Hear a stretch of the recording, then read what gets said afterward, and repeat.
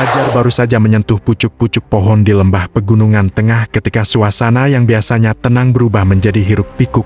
Di sebuah fasilitas medis kecil milik pemerintah daerah, para perawat sudah mulai mempersiapkan pelayanan bagi warga yang datang dari berbagai kampung.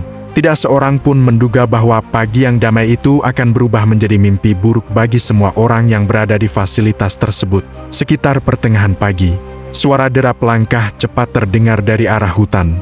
Para staf medis sempat berhenti bekerja ketika mereka menangkap bayangan bergerak cepat di balik pepohonan. Sebelum mereka sempat memastikan apa yang terjadi, rentetan tembakan mulai membelah udara.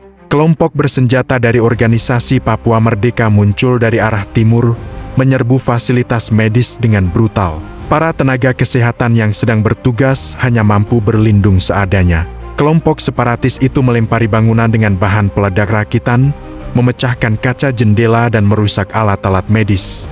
Serangan itu begitu mendadak dan tanpa alasan yang dapat diterima, menyisakan ketakutan mendalam bagi warga sipil yang berada di sekitar lokasi. Teriakan meminta tolong terdengar dari berbagai sudut. Perawat mencoba mengevakuasi pasien ke ruangan belakang, namun situasinya sudah terlalu kacau. Kelompok organisasi Papua Merdeka merangsek masuk lebih dalam, menghancurkan peralatan, menendang pintu, dan melakukan kekerasan terhadap para petugas medis yang tidak sempat menyelamatkan diri. Laporan mengenai serangan terhadap fasilitas medis itu dengan cepat diteruskan ke markas komando Tentara Nasional Indonesia di distrik terdekat. Seorang komandan lapangan langsung menyadari bahwa ini bukan sekadar penyerangan biasa. Menyerang fasilitas kemanusiaan berarti melanggar batas kemanusiaan dan memicu operasi balasan berskala besar.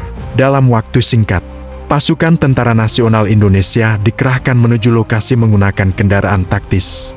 Namun akses menuju fasilitas medis itu sulit karena medan pegunungan yang terjal dan sempit. Komandan pun memutuskan untuk meminta dukungan udara guna mempercepat tindakan penyelamatan dan penindakan terhadap kelompok separatis bersenjata tersebut. Ketika pasukan darat masih berusaha mendekati lokasi, sebuah helikopter serbu Tentara Nasional Indonesia mengudara dari pangkalan terdekat. Dari ketinggian, para awak melihat asap tebal mengepul dari fasilitas medis yang diserang. Warga berlarian menjauh, sementara kelompok organisasi Papua Merdeka terlihat menguasai area tersebut. Begitu helikopter memasuki posisi serang, awaknya langsung mendapat tembakan dari darat. Kelompok separatis itu ternyata sudah bersiap menghadapi kemungkinan kedatangan pasukan keamanan.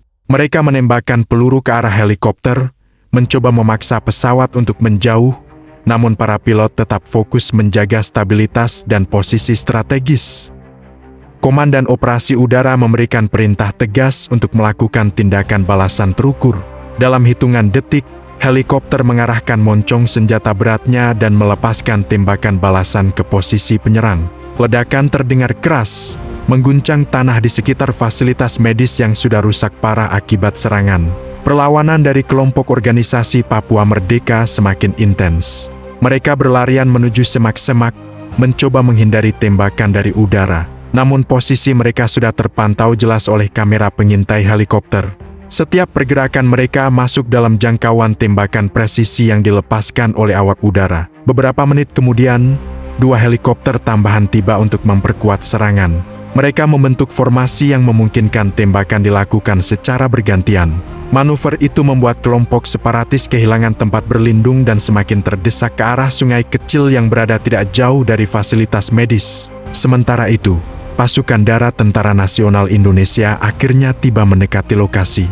Mereka bergerak cepat, memasuki perimeter yang telah dibersihkan oleh serangan udara. Para prajurit menemukan bangunan fasilitas medis hancur dan banyak warga yang terluka. Tanpa ragu, mereka segera memberikan pertolongan pertama dan mengevakuasi korban ke tempat aman. Di area utama pertahanan, kelompok organisasi Papua Merdeka masih mencoba melakukan perlawanan terakhir.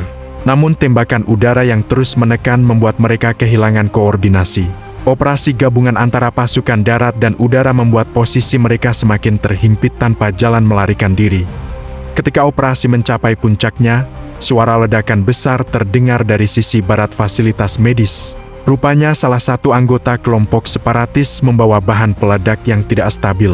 Ledakan itu mengguncang area luas, membuat sisa anggota kelompok itu tersungkur tak berdaya. Serangan balasan Tentara Nasional Indonesia menghentikan semua pergerakan musuh di daerah itu. Setelah baku tembak mereda, para prajurit mulai melakukan penyisiran menyeluruh. Mereka menemukan banyak senjata laras panjang, amunisi, peta rencana, dan berbagai barang yang menunjukkan bahwa serangan terhadap fasilitas medis sudah direncanakan jauh-jauh hari. Seluruh bukti itu segera diamankan untuk proses penyelidikan lebih lanjut. Ketika jumlah korban dihitung, ditemukan bahwa sekitar 30 anggota kelompok bersenjata organisasi Papua Merdeka tewas dalam operasi tersebut. Jumlah itu mencerminkan betapa kerasnya perlawanan yang terjadi, namun juga menunjukkan keberhasilan operasi balasan udara dan darat yang dilakukan Tentara Nasional Indonesia. Setelah situasi dinyatakan aman, helikopter medis dikerahkan untuk mengevakuasi para korban selamat dari kalangan warga sipil dan tenaga kesehatan. Mereka dibawa ke rumah sakit besar di distrik lain untuk mendapatkan perawatan intensif. Para petugas medis dari Tentara Nasional Indonesia turut membantu proses evakuasi dan perawatan awal. Komandan operasi kemudian memberikan laporan resmi kepada markas besar, menyampaikan bahwa fasilitas medis memang rusak berat namun berhasil dibersihkan dari ancaman. Ia juga menegaskan bahwa operasi itu akan menjadi pelajaran berharga untuk meningkatkan keamanan fasilitas pelayanan publik di wilayah rawan konflik. Saat sore tiba, pasukan Tentara Nasional Indonesia masih berjaga di sekitar area untuk memastikan tidak ada serangan lanjutan. Mereka juga membantu warga membersihkan puing-puing dan memulihkan ketenangan setelah peristiwa kelam itu. Fasilitas medis akan dibangun kembali, namun trauma akibat serangan itu akan bertahan lama dalam ingatan warga. Bagi para prajurit, hari itu adalah bukti bahwa melindungi warga sipil adalah prioritas di atas segalanya. Serangan terhadap fasilitas medis dianggap sebagai tindakan pengecut yang tidak dapat ditoleransi. Balasan udara yang dilakukan bukan sekadar tindakan militer, tetapi respons terhadap pelanggaran kemanusiaan yang sangat serius. Dengan berlalunya malam, suasana di area itu kembali hening. Namun bekas ledakan, bangunan yang hangus, dan jejak operasi militer menjadi saksi bisu dari hari ketika fasilitas medis yang seharusnya menjadi tempat penyembuhan justru berubah menjadi medan pertempuran. Dan dalam pertempuran itu, 30 anggota kelompok bersenjata tumbang akibat operasi balasan Tentara Nasional Indonesia yang dilakukan secara terukur, cepat, dan tegas.